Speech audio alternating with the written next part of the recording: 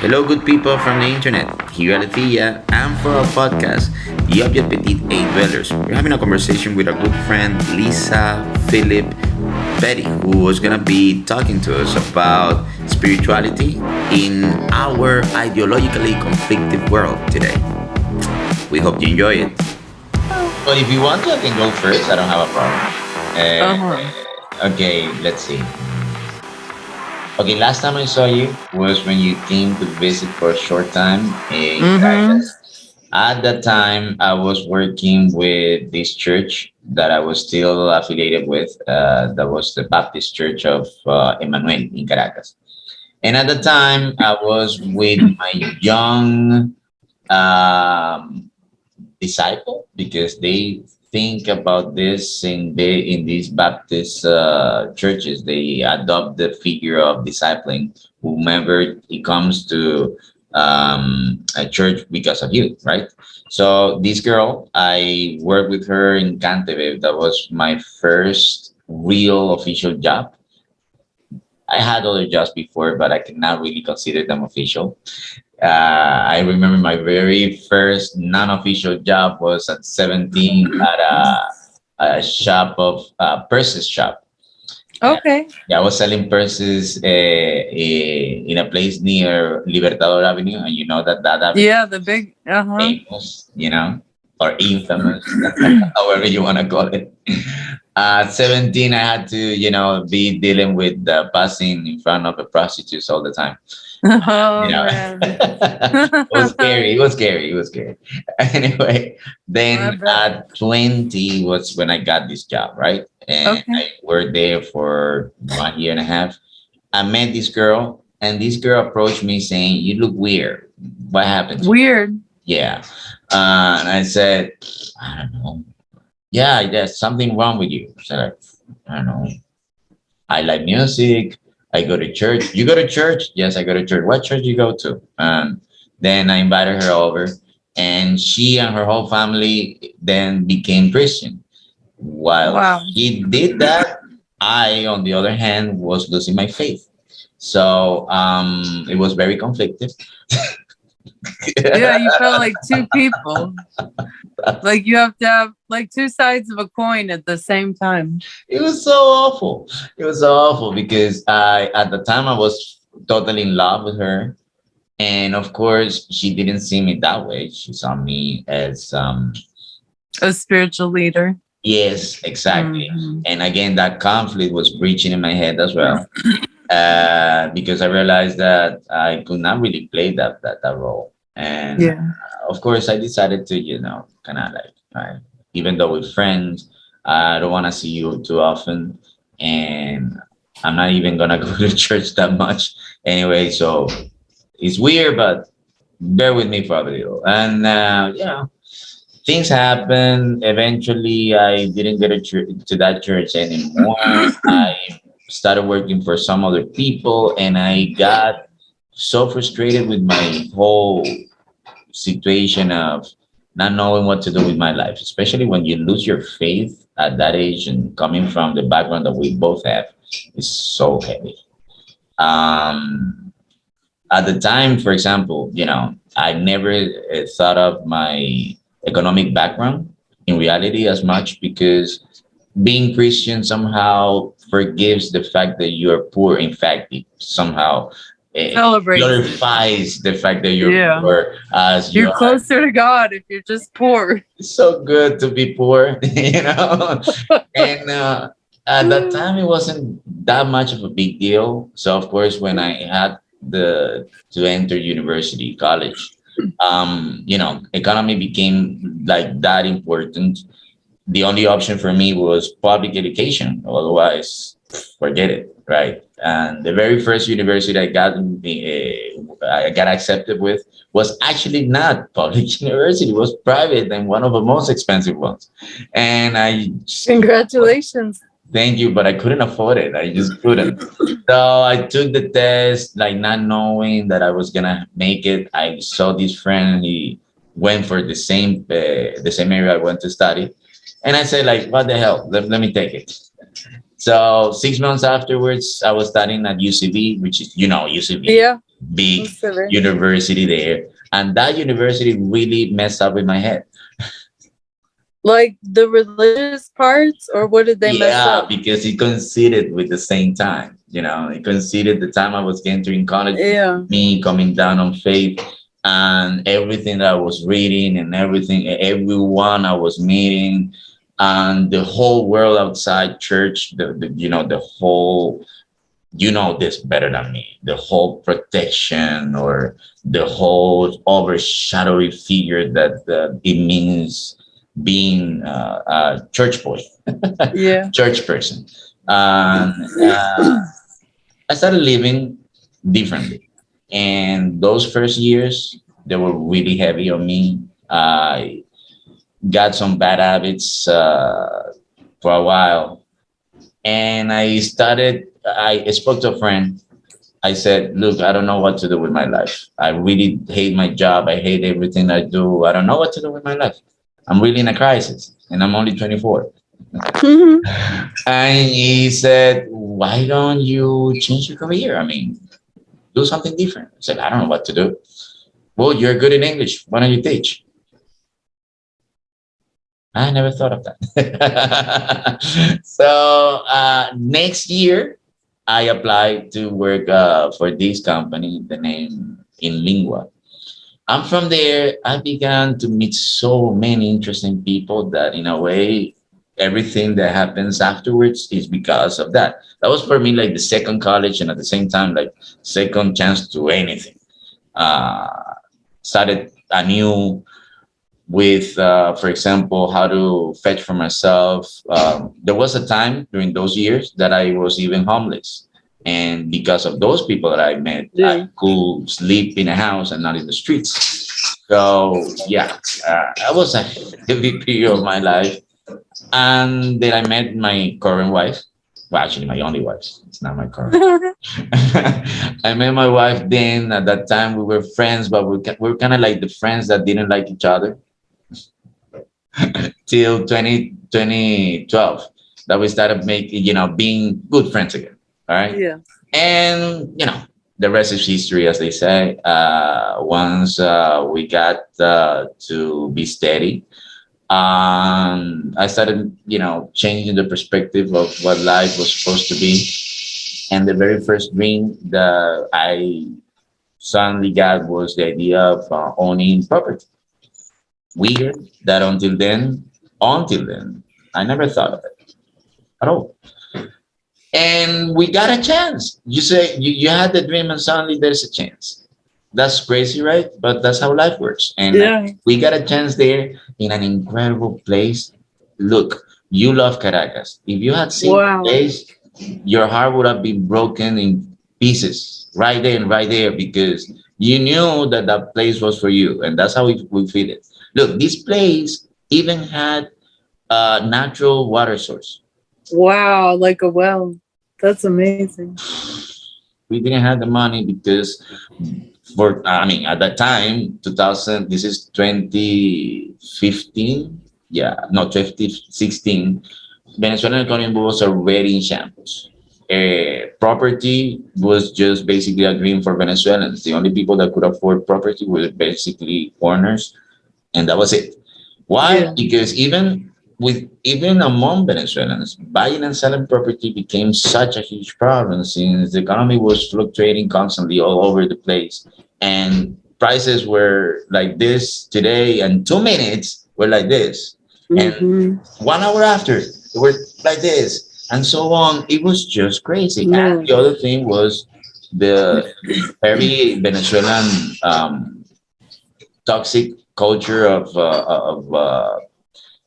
exaggerating your source of energy or economy or whatever, or simply just a commodity.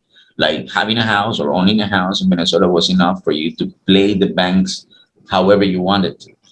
With Right. Chavez system that became in place was Cadivi, that situation became boosted to the 1,000% because with that you could actually play your money into making your money multiplied like crazy, because we began having the double pricing of dollars, and you could receive prices of dollars on the special prices given by the government. Let's say a unit of 1 to 1,000, and you then resell it that 1 to 1,000 in 1,000 more. You multiply Okay. it by 1,000 more. So whoever had chances to get dollars, that type of dollars, suddenly became wealthy, not rich, but wealthy. But Mm. the cost of that is what we live now. Yeah. It's a huge mess. But well, again, Yeah. I'm jumping all over the place because that was basically during those years. So the 2016, we got this opportunity. We see it's impossible. There's no way banks will not work for us to help us. And I got the chance with a friend that lives, sorry, he lives in Caracas, but his brother is from Guayaquil. And he told me that his brother workplace, they were looking for someone with a profile similar to mine. And I was looking to move out. And I did mention to him that I was moving to possibly to use Ecuador simply as platform to go somewhere else. My goal originally was to go to Japan. Imagine this. We were supposed to not get married, but instead split once I got the chance of leaving, and I was gonna go live in Japan. She was not gonna go to Japan because that's too far away from her family, and of course, that was the time we decided that we were gonna, Eventually, love made it possible to say, okay, let's not do that. Let's make it to Ecuador first, and from there, who knows? Mm. And yeah, I got here, I got this job, and things took a different turn. And after all these years, we are beginning to pay for our own property here. So yeah, things are working. That's amazing. Do you think you might have kids? Well, that is still on the process, but now it's better than before. Before it wasn't even on the table. That's I never really wanted to have kids, and she never really had the dreams to do so. Now that we have the opportunity of having a place, why not? Why not? Why not? I mean, I'm still It's more young. possible. I look young. Sorry, not that I'm still young. I look young, so I can still fool around with the idea of becoming, a cool elderly parent. Because when my kid turns 15, I'm not gonna look that In good. Venezuela, there were plenty of older fathers, Oh like yeah. people with their third family and stuff. It was like 70 years old chasing a soccer ball. Oh yeah. But Yeah. that's good for the body anyway. Whatever. It's always good. Well, if you put it that way. Speaking of kids, your daughter. Yeah. That's like a heartbreaking story I don't want to launch into right away. Oh, But you know how we talked about how the way we were raised influenced how we thought about the world, but really it was a bubble and we didn't always know. Like, I especially did not know. I thought everybody in the world was being taught what I was being taught at home. Because when it wasn't being taught at home, it was being taught at church, which was the only other place I was almost really allowed to go. yeah. So I did not understand that there was the kingdom of God and the kingdom of actual Satan, right? Like, there were like overlaps, and I could have figured it out sooner. But I would say the last 5 years, when I became an activist, I really chose to go into the shadow economy,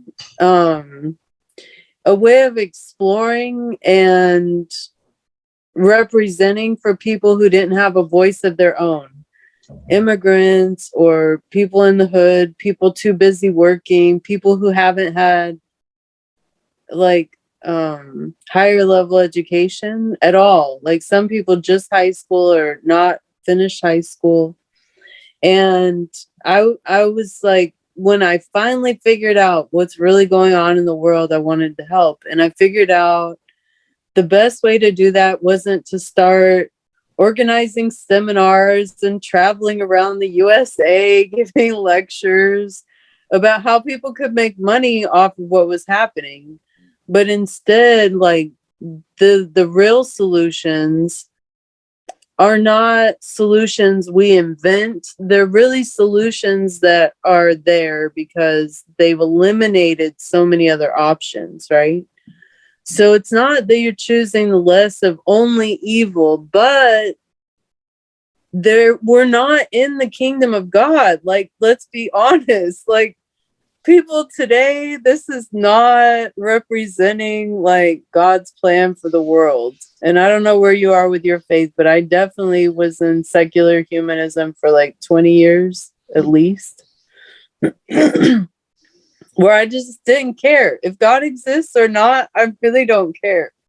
I was so angry. Like, I can tell you stories, but I don't want to do it on the first. But I was just angry, and I felt like the God that was taught to me was an angry, vindictive God who will bring a hammer down and exterminate you. Yeah. And then I started reading the Bible, and it's like he lets the sun shine on the wicked and the good. Like, he's not trying to kill everybody, but like, I don't put it past him. Don't get me wrong.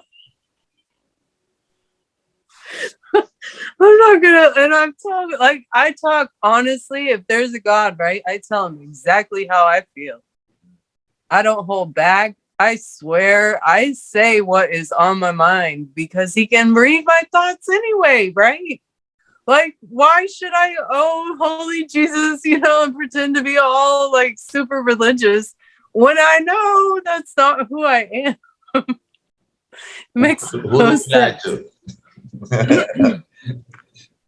And I feel like he talks back. And sometimes the lessons he gives me are super hard. And one of them is that I'm not able to be with my daughter because I'm making a choice to empower other people instead of empower my own bloodline. Maybe I feel like other people deserve it more. And maybe because I feel like I only have one lifetime to teach my daughter everything I really want her to know, right? Yeah. And I could keep on providing. Oh, sorry. You're here. Okay. Okay, can you hear me? I see you now. I have my stuff got messed up because my phone fell. Okay, there. So I could have spent the last 5 years sheltering her and working my fancy job and, living in a nice apartment with a swimming pool and a park and, going to like the best daycares when I couldn't be with her because she was, not able to come to job or whatever. I decided like I had enough of a support network. She would be all right. And you remember I went away to boarding school at her age. I didn't see my family. I saw my family like 3 times a year. I remember the summer for a couple months and holidays. That was it. So, and she was strong. I raised her strong. But it gets complicated. I did not expect what really happened. I did not expect it at all. I didn't. Because I really believed some things that I should have woken up to a lot sooner. But anyway, when I realized that racism was really like, if you want to find a closet racist, find someone who believes in classism. Oh, yeah. That if you're born into a higher class, you're better because of your financial status. Because in the USA, and if you look at the USA as being more white than most of the rest of the world, and then how the white people within the USA treat the people who are from the rest of the world, you'll notice that they control the money. The bankers are all white. Everybody, World Economic Forum, like all these motherfuckers are white. Sorry, I didn't mean to swear. Dude, don't I worry. apologize. This is your house. They're Look at all the- white. Okay, Okay. look at the name of a podcast. Okay. You But can talk listen, it. they've had years of people telling them, oh, you're the ones behind slavery and you're the ones behind, you know, Warmongers. yeah, the masters of war. All of you are white and all of you have all the money and all of you think you're better than us. And really what you're doing is engineering the societal infrastructure to deny people of color who you can separate from your bloodline very easily, right? Like you can tell if someone from an all white family has a baby that's not all white. You can tell. And usually they push them aside or they hide them, make them feel ashamed, et cetera, et cetera. And it's to prevent other people from going forward with the same, like, don't be a role model. We're trying to keep this bloodline tight, like it's silly, it's ridiculous. But they've had all these years of being accused of being racist so they could figure out we're not racist. We just live separately because we have more money. Okay, let's dig into the root cause. Like, why do you have more money and why do we have less? Let's think about it. And when you look at how much money the Vatican has, I did this crazy thing, right? Never, if you had talked to me in Venezuela and said, hey, Lisa, in 20 years, you're going to go to a Catholic indoctrination camp for like 3 days and you're going to like run for your life. You're going to run for your life. I would have laughed. I would have been like, whatever. Like, you had some crazy dream. You ate too much pizza late at night. You're crazy. This woman I knew invited me to a Catholic camp. She called it a women's retreat. It was 3 days. I didn't go with them from the church because I went to this big conference with the press pass and I wrote up a bunch of articles and I was doing all this like big world stuff, right? So I drive up to it was kind of like an encuentro, like a camp place, kind of like that, right?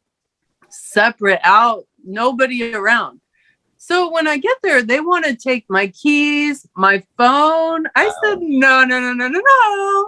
I don't think so. And the whole time we were there, we had no privacy. If we had to go to the bathroom, they had these like table monitors that would go with us. I think I took 2 showers and they would time it. You had 2.5 to 3 minutes to take a shower. That was it. They would sleep deprive us. We would go to sleep at like 11:30. We would get out of these classes. They would talk at us all day, like mind control. Okay. Oh. And let us go to bed super late, tired, couldn't shower, couldn't do anything. And then they had these people who had gone through the program before. I lost you for a little. Sleep. I lost you for 3 seconds. Can you go back 3 seconds before? Yes. Did you hear when I said the serenata or should I go back further? Yeah, that part. Go back. Okay, go back further. So it was a combination of sleep deprivation, absolute insults. Like the first night, they sat all of us down. They said, all of you are here because you've been selected for a program to help you because you are not prepared to be moral and virtuous role models in the world until you go through this program. We're going to help you heal your marriages. We're going to help you be better parents. We're going to help you be better in the workplace. You're going to be more helpful at church. Like they had this whole agenda, and then they just railed on every sin you can imagine. You doing this and you doing that. Blah, blah, blah, blah, blah. Wow. All right. This is a long, narrow room, right? So a small little pasillo between tables on both sides of the room. There's probably like 10 to 12 people at a table. And I would say there's like maybe 60 of us all in there, right? And at the front, the person doesn't have a microphone. So their voice is always like changing and you have to really pay attention. And then they have like two things of Jesus on the cross hanging, so the whole time you're watching tortured Jesus on the cross. Of course. And they're insulting you and giving you only specific versions of the Bible, not the whole, not the whole thing. Then after the sessions, like before you could eat, right? They would end let's say 3 hours worth of people talking at you and go behind this divider at the very front. And it was like, I would say 80 idols or statues to be worshipped. Mm. The women were throwing themselves on the floor, crying out of nowhere and calling it the Holy Spirit, and like literally scratching themselves and just crying and wailing. Like, where does it come from? Like, where does it come from? Like, just on command. Like, oh, it's time to worship now. And this is what they do. Okay. So a little bit like the evangelic cult, but without the whole. no, this was straight Catholic. This is something called Retiro Juan 23. I have a t-shirt. I have a whole bag of memories. Like, this place was wild. Okay. This was like hardcore programming for Catholics. And the whole time it was so oppressive. It was so spiritually oppressive. I've never felt so angry. Like, this is not God at all. But it was everything was in God's name, Jesus' name, and the Holy Spirit's name. Of course. They have to. Yeah. And then they weren't feeding us very much. We could only eat. There were no snacks allowed, no drinks they didn't approve of, and only the amounts that they would give us for all this time. Sleep deprivation, food deprivation, constant having people talk to you, and forced worship to false gods. Like, this was like, I kept wondering, when are the chains going to come out for real? 30 days? On the last day. Wait. On the last day, right?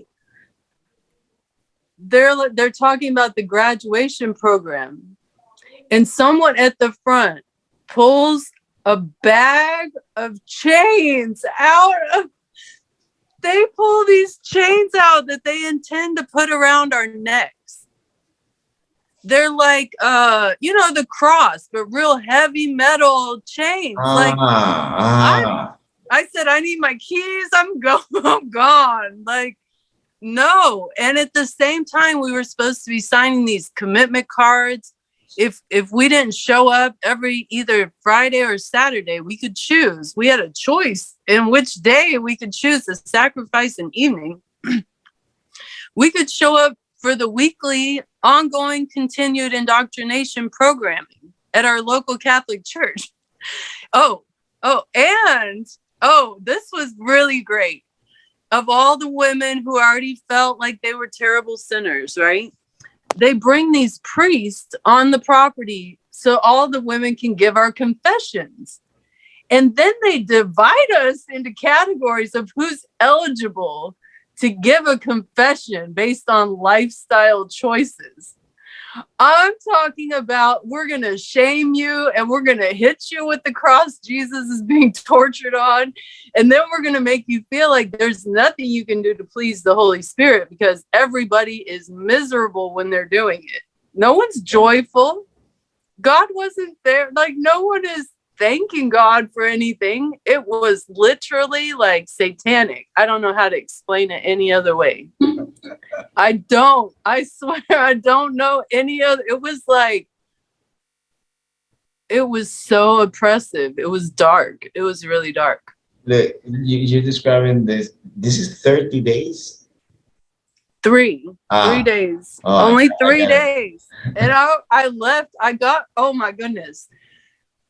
So I suspected, right, that the people, the heads of the table that had the monitors, that when we were doing our big sessions sometimes, that they would be off enjoying privileges, right? I didn't know for sure. when I left the room, I slipped out. When I saw the chains come out of the bag, I was like, no, I'm gone. I'm not signing any commitment cards. I'm not giving you money, and I'm not putting on the chains. I'm gone. So I stormed up from where the little church building was to where the dorms were. And I walk in, and the women, the monitors had this shocked look on their face. Some of them were wearing towels, like having a nice leisurely shower, brushing their teeth. Some of them were curling their hair. Oh. They literally, I went to the bed and grabbed my stuff, and they surrounded me in a circle and were saying, you need to give us your stuff. It's not time to leave. I said, I'm really sorry, but I've got to go. I've got to go. And I'm thinking this whole time, anybody else is trapped there. Like nobody else got to bring their keys or their car or their phone. They all had to turn it in at the church and ride in these vans. They're literally prisoners, right? I stayed out of morbid curiosity. Like, when does this shit get lit? What's about to really happen here? Are they going to do an exorcism on us? Like, what the actual hell is happening? I was scared when I was running. Okay, so I moved past them. They surrounded me in a circle, and I moved past them. The whole way, it was this long stretch I had to walk to get to where the parking lot was. They were chasing me like I wasn't allowed to leave. And then they had called ahead on the little stereos to the guards, who started putting blockades on the parking lot. What? She's leaving. She's getting away. Oh my goodness. This was so, I mean, my heart is beating really fast now just thinking about it. And you know what's worse? I paid $70 to go there because it was supposed to be a relaxing retiro de mujeres quienes trabajan mucho y son madres y tienen mucho estrés. Es un retiro espiritual. That's some weekend of slavery. So you remember your roots. Say it again. Weekend of slavery, so you remember your roots. Yeah, the whole experience was just foreign to me because I'm used to evangelicalism. I have not spent time in the Catholic Church. I have had Catholic friends, but I did not go do anything ritual, none of that. I didn't. So I got like the full catechism. I probably could have passed whatever exam to become a Catholic after that weekend. I'm telling you. I think that's what the chains were for, to prove that you would really become a Catholic. You think so? Look, I know Catholics, and I know that they do have these retiros. And I guess this is a situation that works everywhere. And to be honest, the very first question I had to change it. Let me go with another question before. What do you think? Thinking, I mean, a little bit more abstractly. What do you think is the profile of the people that plan this type of camps? The profile that they have on the people that they want coming for the camps. I mean, where do they make the publicity to? Okay, I could probably, I have a working theory. It's just a theory, right? If you look up the wealth of the Vatican, it's ridiculous. Like, the Vatican has so much money, right? Yes, that's true. One of the sessions of the camp, and it was close to the end, was a fundraiser for Haiti.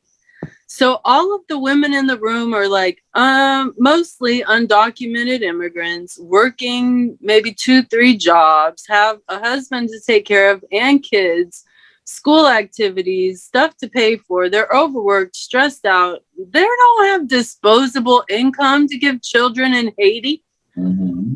And the Vatican has the most money. Haiti should never be poor. Ever.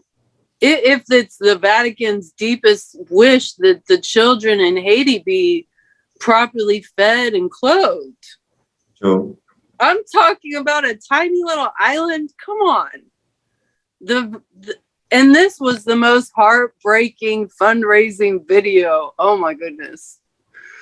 No food. Chew on your flip-flop, you know?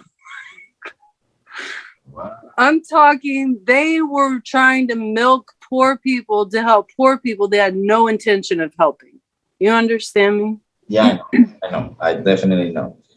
And for me, that was just the tip of the iceberg. I feel like it's a way of controlling people's money, because I don't know if Catholics tithe the way evangelicals do. Maybe it's less regular and they feel like they need a control program. But the whole program was based on fear and control and shame. You know, fear and shame go together, and control is what's behind it. And the most bizarre session they had a guy come in like a comedian. He was acting like a comedian, making everybody laugh. Ha ha ha ha ha. He said, there's been a few reports lately that some priests have acted inappropriately with children. And he goes, first of all, we know that can't be true. But even if it were true, ha ha ha ha ha, God forgives all sin, and so we forgive sinners. And I thought to myself, first of all, you're a priest, and part of your jollies is walking around rubbing women on their arm and touching their hair while you're talking. You know, like, pedophilia and child rape is not funny. No. And it's definitely not something, your audience is all female. All mothers. Oh. So what you're actually doing is trying to groom the female mind into saying, if someone hurts my child, the church, I already know the church is not going to support me taking any legal action, because we forgive sinners. Mm-hmm. And we're such sinners, but God forgives us. So we should just forgive people that rape our children. Especially priests, especially people working for God. Yeah, people, because that's what God wants from people who work for him, is for them to rape little kids. You know that the actual Vatican has a bathhouse, and it was intended for old men and little boys. I know. Like, this is not they want to be so evangelical, Catholic, we're all Christian. There's a difference in the theology, and I am telling you, just the same as I believe Catholicism is messed up, Christianity took a whole wrong turn. Like, very few people calling themselves Christians have any lifestyle that resembles Jesus Christ at all, period. None. Sure. Not my family, very few families, very few preachers. Like, Jesus Christ would walk around today and be like, you're not a Christian, and you're not a Christian. You know what I'm saying? Like, let's call it what it is. I don't identify as a Christian, but I still believe he was the best example, if you want to call it that. Yeah. Like, scientists study things, and I admire Nikola Tesla, right? But Nikola Tesla, I mean, he could create free energy and all these things, but to my knowledge, he didn't bring anybody back to life. You know, he did have things that will heal people. So in a way, you could say Tesla was a healer. I'm down with all of that. I believe that human beings can be superb. Like, we can maximize our potential, but I feel like the way the system is set up, they don't allow us to. And when we come up with good business plans and we go pitch it to the bank, they steal the plans and deny us the loans, and they turn it into a business themselves. Sure. This has happened to so many of my connections who are dark-skinned in Europe, trying to make it in London and in Europe.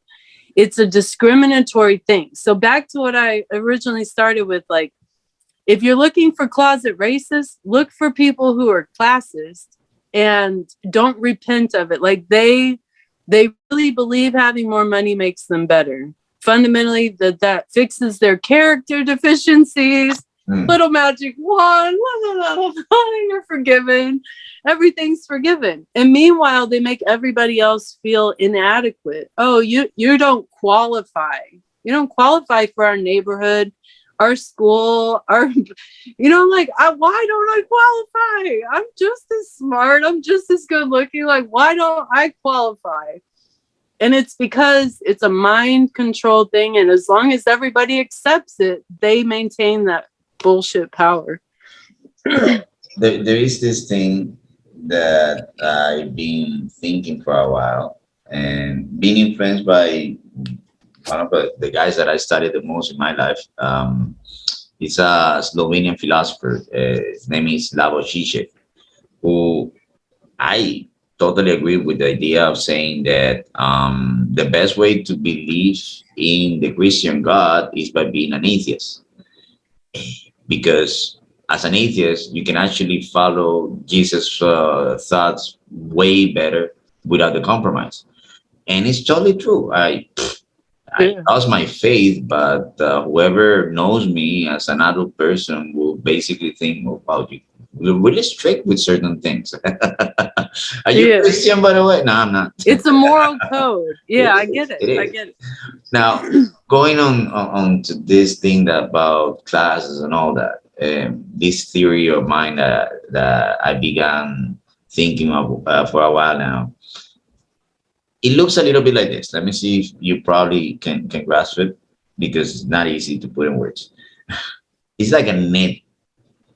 You got the network, right? And this network can be applied to everything that exists in the world, from skin tissue or muscle tissue to electronic networks.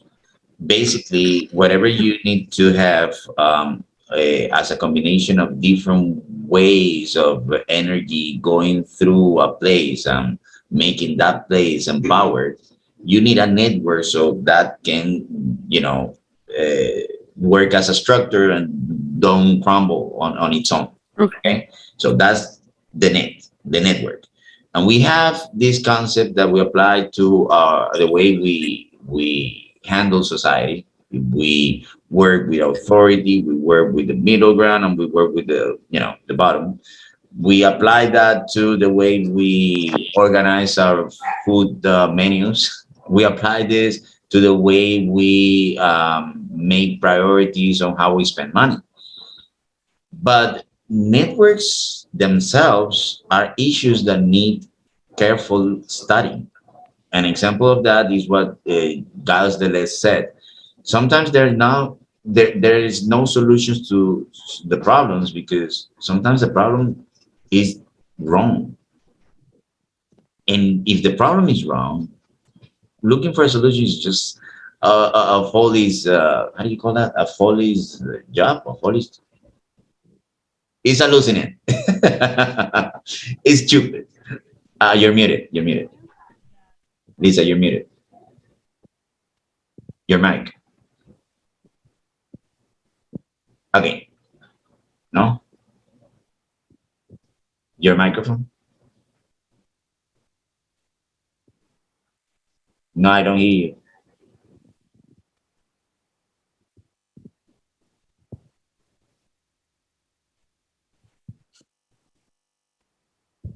See? Okay. Speak now? No. I Can heard. you hear me? Oh, okay, now. Now I hear. I can You got me? Yes, now I do. What were we talking about? Well, I gave you the example of the network, and one thing that sparked, like everything you said is like the shape of a pyramid. When you're talking about classism, it's the very few at the top and the very the very many at the bottom, and it all makes sense. Like once you get more into the eugenics movement and how they've tried to control bloodlines. I Yeah. didn't realize how serious it was until I started meeting people in secret societies and found out what was going on with the bloodline wars. I was like, for real? They're like, oh yeah, it's on. I said, it's a quiet war then. Like, no one's really, there's no news media saying, oh, everyone is at war against each other's bloodlines. But Yeah. I started getting into the shadow economy and just living a foundation class and studying what was going on. I'm like, it's real. In Georgia, let me give you one example, right? Georgia was a strong slavery state before it was quote unquote liberated, right? But racism stayed, classism stayed, all that stayed. At a certain point, African Americans said, we're tired of the bullshit. Like, you're going to give us real jobs. We're not going to keep doing these agricultural jobs, living on some part of your farm, like create a real economy, basically, right? So they offered them, okay, more supermarket jobs and more, you know, we built a fabrica, we have a Blue collar. processing plant or whatever, Mm. like a tiny step up where they could give them better pay and benefits. And then they were bringing immigrants in from Central South America. So the immigrants were living in trailers, getting paid cash to do the jobs that the African Americans did not want to do, right? Yeah. They don't want those jobs. And they call them lazy. They call them lazy for that. Then they get shamed and blamed for wanting to achieve a better lifestyle like everybody else. Of course. You find people from India, from China, from the Middle East living at the white level. But think about what makes that possible. They have to agree to the white mentality. Oh, yeah. To come and get those papers and get those loans and be able to move their money back and forth. They have to be on board with the white mentality. Black people here are not. Thus, only those who are get to move up. It's either bloodline or you've proven. It's like a game. If you really understand it, it's like a game. It is a game, definitely. And going on the same example I was telling you, the networks that you perfectly compared to pyramids. Pyramids is a form of how networks work. We all know that there have been even business models that later on have been considered, oh, that's a scam. But yeah, that has made how many rich people actually are rich now because of that scam. Right. Well, what are you gonna say about that? Are they gonna repent from that money and they're gonna give it back? No. So the idea in this case with networks is it is fundamental for an individual who likes to overcome their circumstances to step back and see what network they are involved in and how using their sources can, go on the best path, because the network in itself is not designed to make you safe or thrive. The network has bad nuts, and if you are unlucky enough to get into one of those bad nuts, you're done. Yeah. There's no way. I mean, you can ask whoever or whomever to help you, but once you get to that nut, you're awful. You're done. And what I mean by a bad nut, simply just be so unfortunate to get into I don't know, a skirmish with a powerful person, or getting involved into, I don't know, some rich people wanting to cut down the line of something that benefit you and only you. One of those things that you realize, wow, life is so fragile. Apparently it is fragile if you are only navigating the network but without really knowing where you're going. Yeah. If you don't know how to size the network that you are in, you will definitely get yourself into a bad nut.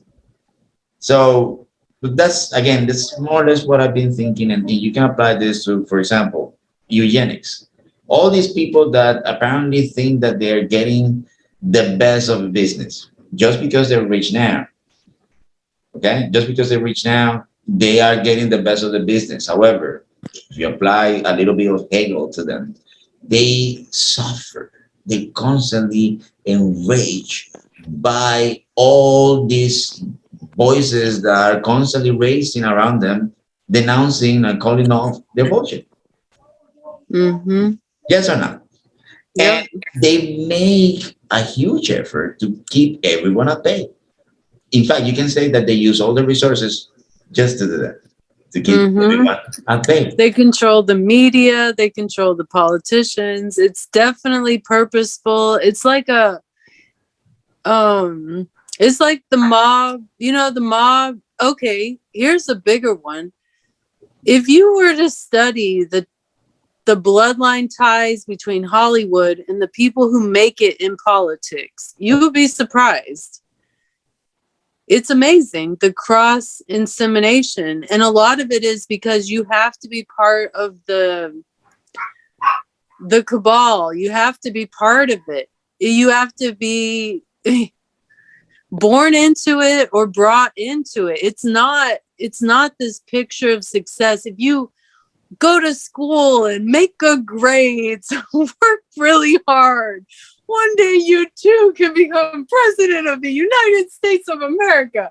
Come on. Like everybody could go to Come jail. on. Don't bullshit me with that. Like we're too awake for that, Like we're done with all that. I lost your camera. Yeah, I don't know what's going on. I feel I like see. someone's trying to call me or something. If you need to check a little, I give it a check. Yeah, someone was calling me and I don't even know who that person is. I ride public transit. Can you hear me? Yes, I can hear you. Okay, I ride public transit. So every day I ride like maybe 6 buses. And then sometimes I used to ride the train. But anyway, you know how it is in a big city when you're out and you're on the bus or you're standing at bus stops, you just talk with people, you meet people. My phone is full of numbers of people that I couldn't pick them out of a lineup Oh my of God. people who looked completely different than them. I don't know these. Okay, That's sad, right? you see what I was saying about the network that you got yourself into? Yeah. Yeah. But I guess it's also a way of proving to people that I really don't care. I don't care about class. I don't care about race. I don't. And you mentioned being homeless. Like I've stayed at 4 homeless shelters, really not because I didn't have friends I could have stayed with, but as an activist, I was trying to solve housing security in America, because why do all these people go fight wars as veterans and come back and then live on the streets? I couldn't figure it out. And then I became even more of an anti-war activist when I did find out. They're traumatized. Yeah. I'm sorry. You can't go execute on the orders of this military industrial complex and just assassinate people for being a different fucking sorry. I'm sorry. Bernie, come on. I Let's live have a in the family. hood. This is how I live. But you can't write over that. It's not a computer program. And they live with like an intense agony. Like they can't get away from themselves. You still wake up in the same body with the same mind and the same memories every day, and you can't run from it. That's why suicide rate is so high. And a lot of them are just trying to get free from the pain. Like they can't get forgiveness. And every time they turn around, people are thanking them for their service. And they can't talk about it. Who can you tell? I know I have all these medals and I'm supposed to be really proud of what I did in a war, but I feel terrible. No one understands those things except each other, and they don't talk about it to each other because then you're less of a proud alpha male, or a strong female who's made it in the military. Like, it's a sad, sad thing. And it's not like they're getting paid the money that people on Wall Street who conduct all the wars to get into countries and control resources. They're making the profit, but they're using our troops like they're disposable. Here, you go fight our war. You go die in our war. You go send back resources. We don't care if you get killed. Like, they really don't care. That's true. It's like that song from System of a Down. Why they always send the poor? Why they what? Why do they always send the poor? End up in war? Yep. Yeah, because like they don't want peace. Exactly. Peace makes them go broke. It's like if you're a big pharma, instead of handing out Kool-Aid pills, you give people the cure, then you're broke. They don't need you. You're going to have to come up with more diseases. Like, your job will never be done. You can't be big pharma anymore if you make the cure available. Well, big pharma is a big problem. Yeah. Everywhere. Because these people, they do have so much power and they really have no idea of how to use it well.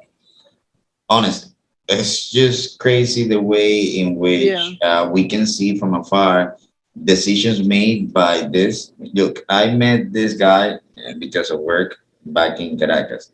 One of the richest guys in Caracas at the time that I met him because of the type of job he was doing. And I'm very proud to say so. And he actually, he just clearly told me or confessed to me everything that you just said about how their class works, etc. Like how they do with their daughters and how they marry them and all that, as if they were not their daughters, they were just simply assets. But even that came to be something that was true. Now, that thing that he mentioned that's super shocking, if you think about this, about the perception of reality from a person that has wealth and as opposed to someone that doesn't.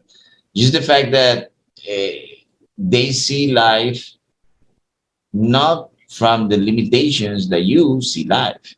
And as that thing is true, they take decisions based on a board that goes way ahead, but they have a lot of blind spots in this board. And one of the blind spots is this one, for example, pharmaceutics. This guy was taking a pill, I remember, from a company that I was working with at the time. I had students working there. My work was teaching high executives. And this guy was not a high executive. This guy was an owner, right? So he was taking a pill that I didn't recognize the box in. And so he mentioned, oh yeah, you seen this pill? Yeah, this pill is made by this laboratory for me. It's made for you. Yes. How's that? Well, this pill is not in the market, obviously. Oh, okay. Like a designer drug, basically. Interesting. That pill was for his liver. And as he has this pill, apparently he has other different type of pills. He constantly came every once in a while that I got to see him. It was something on new, like new hair or new new moles, whatever. This guy was a piece of work, right? And yeah, honestly, and he was not a new rich, as they say. He came from wealth, and he knew everyone basically that was worth knowing when it comes to money in Venezuela, even politicians that we all know. So this guy was basically saying, "Look, you are in this. In order for you to be in this part, this league that we are living with, you definitely need to be born into it. There's no way you can make it like this unless you're a foreigner." Yeah. And that's what he told me back then. So going back to the idea of a pharmaceutic, these people made this design drug for this guy. But the way they make it is by charging a fraction of every regular medicine that you get. So when you buy a medicine, what you get is a small fraction of an experimental phase of a real medicine that they consume. In order for them to have the real medicine, they need to see how it gets to them. So how it gets to them is it's gonna fuck up a lot of bodies before. Sorry about the Yeah. term, but it's true. It's gonna do a lot Right. of Like if harm he's before it getting gets there, commission or something. I got you. and that's how it He's works. incentivized. He's incentivized to do it. And it's that way in politics and everything too. All the celebrities. There's the paycheck they get, the taxes we'll look at. Then there are all the perks and benefits. It's like club membership. You can drive this car, you can go on this vacation, you can be with this female, etc. Oh yeah, that too. It's true. It's a full market. Everything is Uh-huh. marketable in a way, and Yeah. they use capitalism almost as a religion, as saying like, okay, freedom to do everything that you can do with your money. That's true. However, Mm-hmm. there is not a real vision of the consequences of what you do. Like, for example, Yeah. the pharmaceutics, what these people are doing is just destroying their own public. In the future, there Mm-hmm. will not be people that will consume these drugs. So they Right. will establish themselves in such a way that will render them useless. Totally. Right. It let me ask you a question.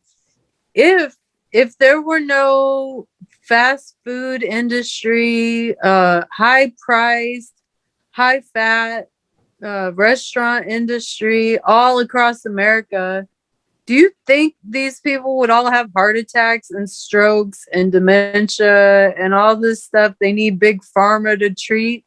Like the Food and Drug Administration is so corrupt, and people just Oh, are like, oh, it's not FDA approved. It's vitamins. I shouldn't take it. It hasn't been approved by the most corrupt organization that wants to kill me and my children. Like, I just, I'm sorry. Like, I want to be free, and freedom starts right here. You got to get this free before you yeah. go taking any chains off, Mm, running down the road away from the masters. No, you have to know like the freedom up here is worth dying for. You listen, you don't even know. I've been through some really good. The camp was just a very small 3 day. I've been in some crazy situations over the last 5 years.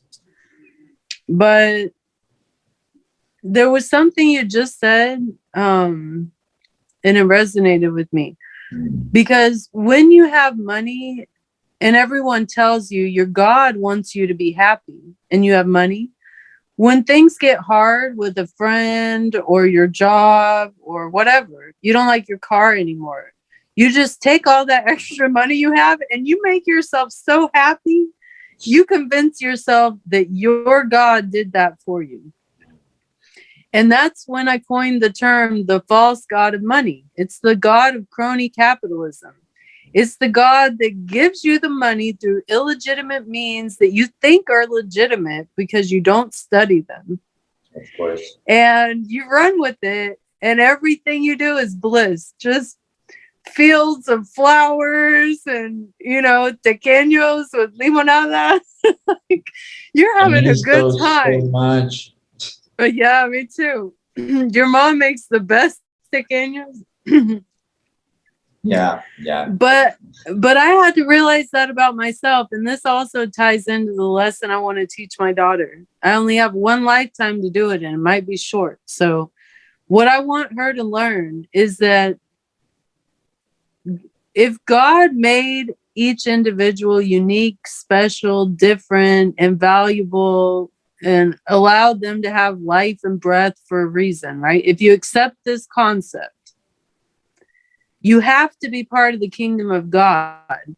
Everybody who doesn't accept that concept it's like the moral code is subject to your opinion. And if you're someone like Hitler, Stalin, Mao, shit, there's so many examples. I don't really want to trust their opinion with my future. Like it, I'm not going to say that people who don't believe in God should live by God's rules. But what I will say is it will keep society alive a little bit longer. Because at the rate we're going, everyone's just going to kill each other. When the food runs out, when you can't get a doctor or a hospital and there's no medicine, and people are just starving and roaming the streets like a zombie apocalypse, and there's no electricity, like, and all you have is the military, trust me, people will be wishing for some laws from God. Like, God, if you could just set societies, like, they'll be praying on their knees. Oh God, if you could only give us a little bit of guidance on how to fix the problem. 1, thou shalt not kill. 2, that one. Especially that like one. there's some real basic things, you know, just don't believe in God, but look at the some, because there weren't 10 commandments. It's like 130 some commandments, right? Mm-hmm. So obviously modern Christianity is pick and choose. We like this one, we don't like that one. We don't like that one. No, you take the whole Bible. That's why they always make me feel like God had a lobotomy. You know, when they split your hemispheres, God had a lobotomy between the Old and the New Testament. I could not figure him out.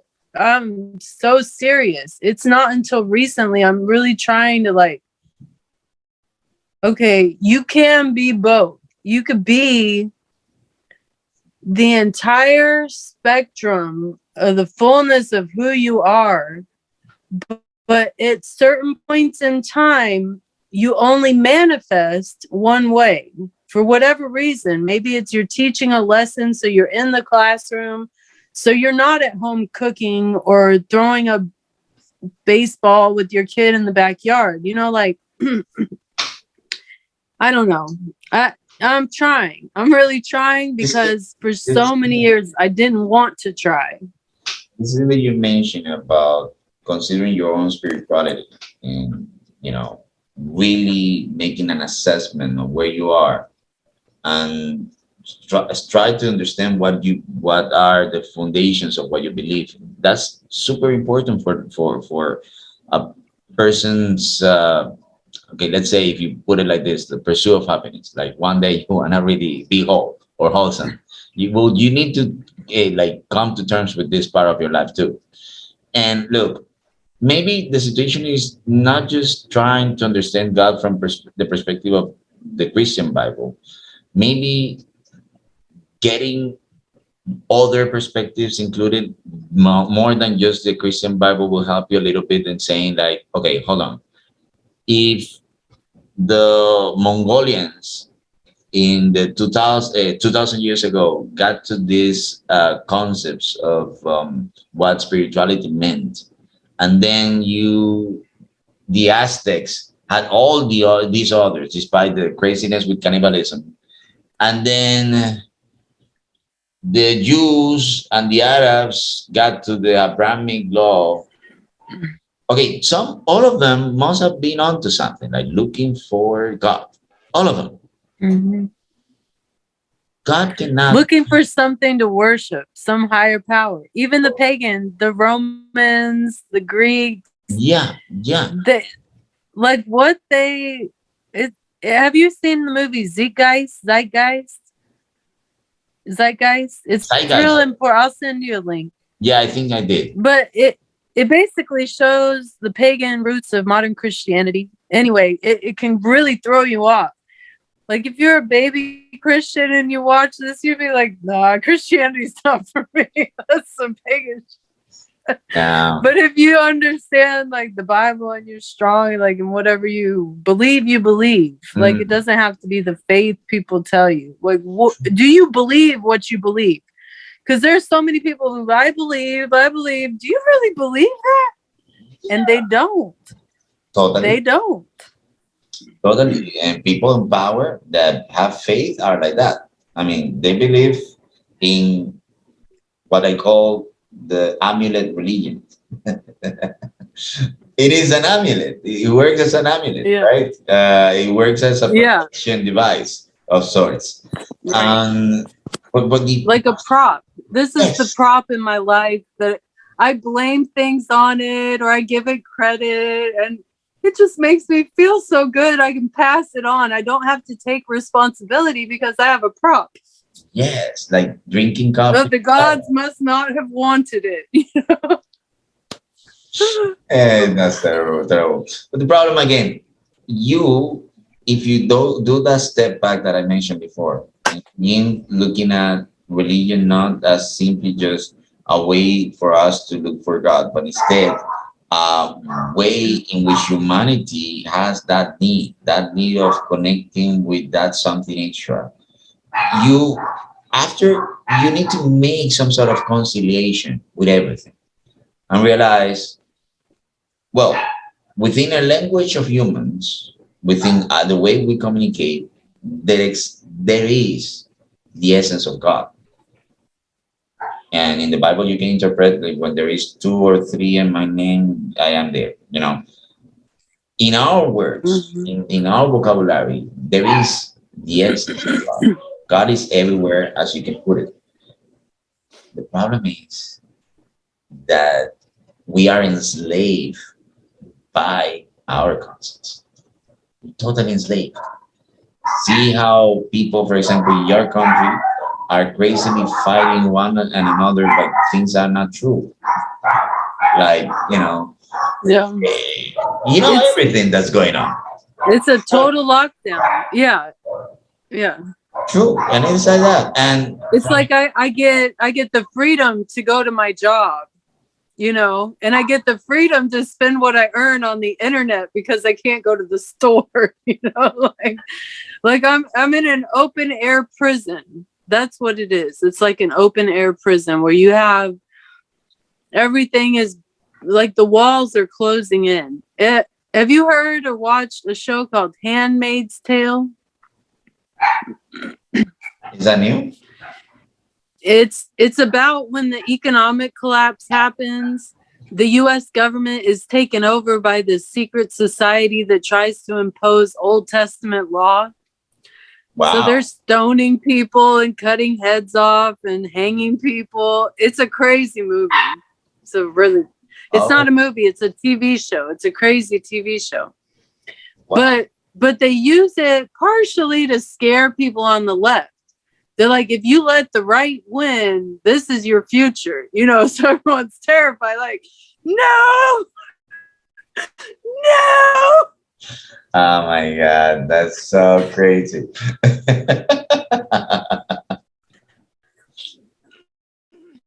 Lisa, I think I And lost. I had guns and could put it on people and make them be Christians, they would do it. Stop what you're doing. Be a Christian. Like, no one wants to be forced to be any religion. Like, that defeats the whole purpose of spirituality. Exactly.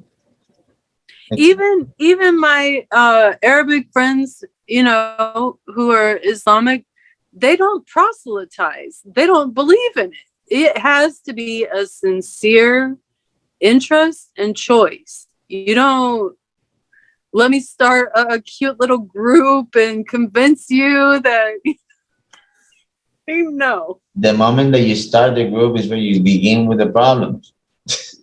Let's say, let's Yeah. put some rules. When are we going to meet? On Mondays. Nobody's taking Mondays. All right. We are the church of Mondays.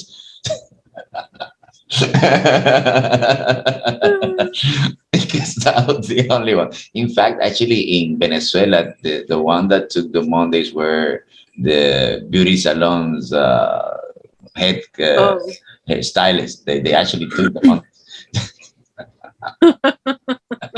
For Venezuelans was crazy because Venezuelan girls do love their time in the beauty parlor. So Yeah. Mondays is a no day. Because of everything that we have talked to, I think that the central concept that we spend the most time with was obviously spirituality. What do you think if we have I think so too. Yeah. Okay. How about a look on a need? Sorry, no. To I need to check on to check our spirituality. Maybe I need to check. Yeah, like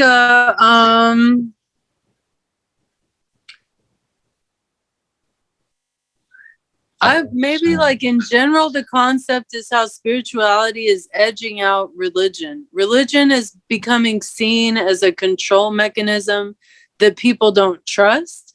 And spirituality is being seen as the one thing that's been withheld. The the hardest thing when you're oppressed financially is finding time for spiritual balance. You have everything else comes before spiritual balance.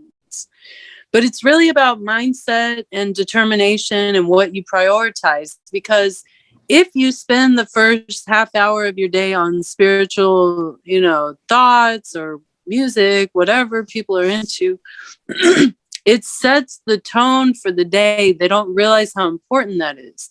Some people set the tone with negative news, kids screaming, tasks they could have done the day before, but they procrastinated. So now it's piled up and they're rushed and they're impatient and they're mad at everybody else because their day is now stressful when it didn't need to be.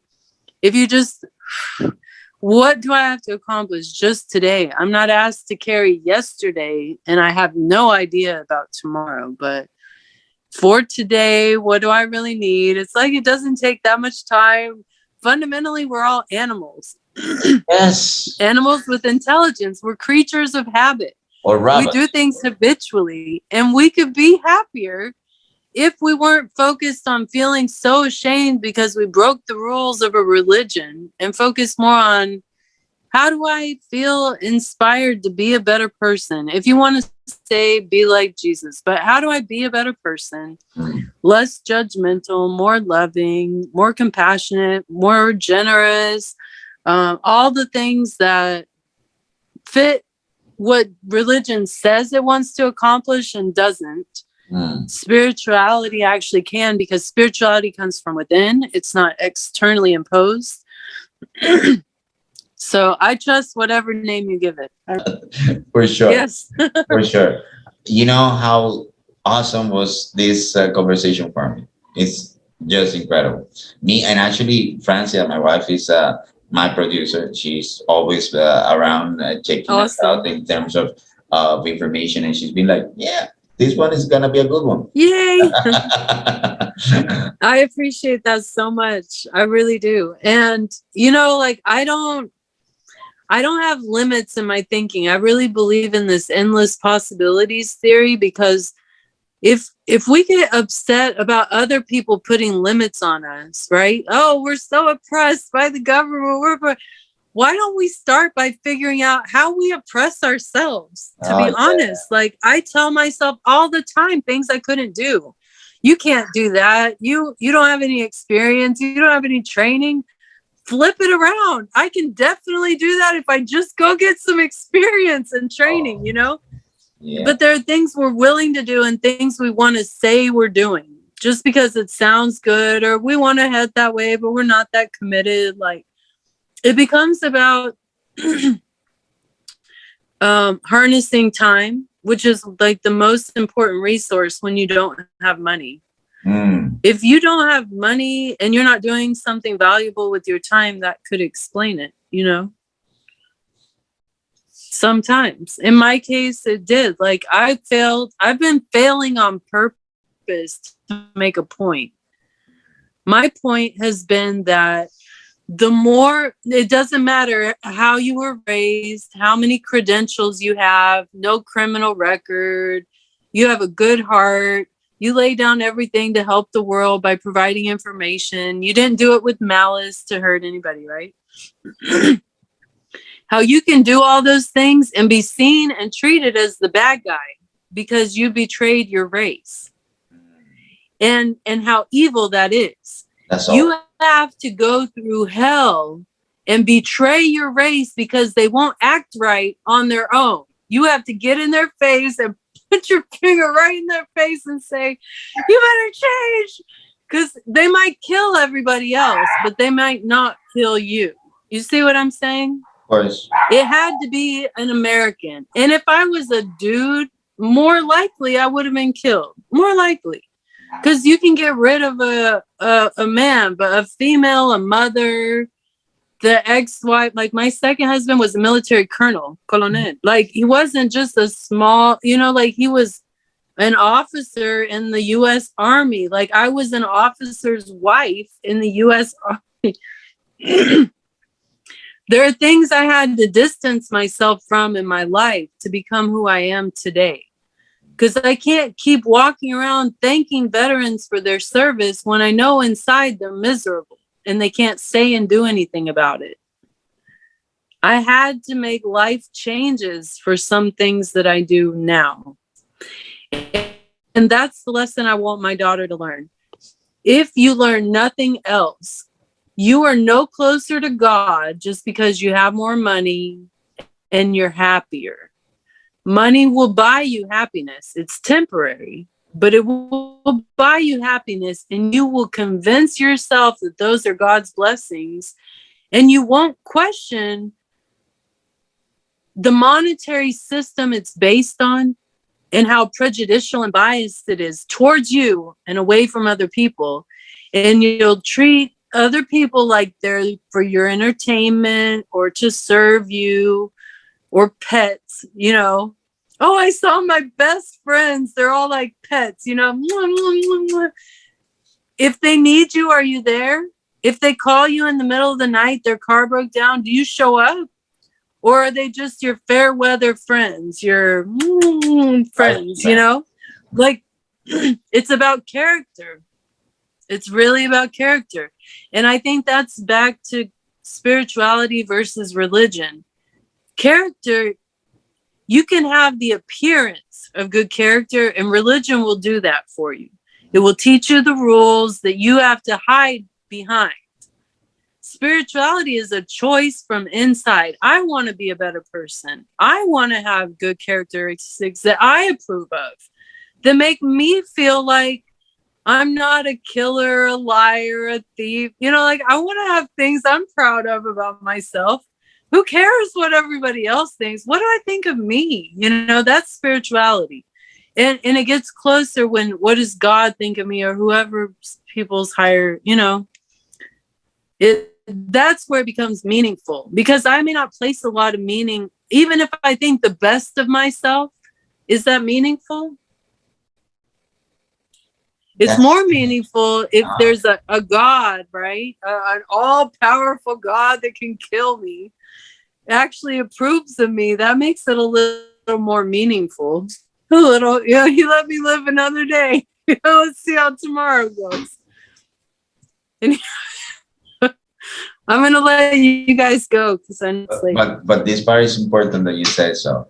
One of the best things about being alive is the fact that you are awake, and every minute of that moment that you're awake is treasurable. So yeah, treasure that. Thank you guys so much. Have a beautiful night. You too. Bye-bye, and bye. Contact, okay? Okay, I promise. I promise. Bye-bye. Good luck. Bye.